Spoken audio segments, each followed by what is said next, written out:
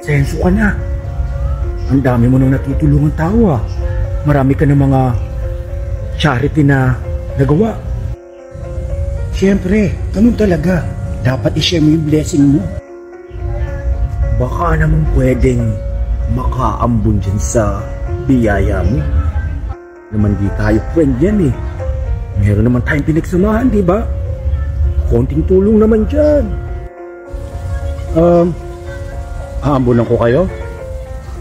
Bakit? Ano bang naitulong niyo sa akin? Ang yabang mo. Kala mo kung sino ka. Eh nung araw, hampas lupa ka lang naman. Kung di ka lang nag-vlog, kung di ka lang sumiparte sa vlog, hindi ka pa kakasenso. Nung nagsisimula pa lang ako mag-vlog, puro palalait ang binibigay niyo sa akin ha. Tatawanan niyo pa ako. Ngayong kumikita na ako, kaibigan ko na kayo. Eh dati nga tinatakwil niyo ako eh. Ganyan ba talaga ang buhay? Ganyan ba ang mga tao? Pag walang wala, itsyapwera. Pero ngayong meron ng sinasabi, kaibigan na. Alalahanin mo, sa lupa ka rin ang galing. Alam kong nanggaling ako sa lupa.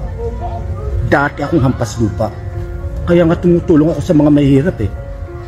Bakit kayo? Mahirap ba kayo? Di ba mayaman kayo?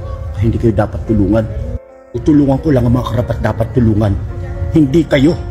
Kung mapanglait, mapanghamak ng kapwa, hindi karapat dapat tulungan.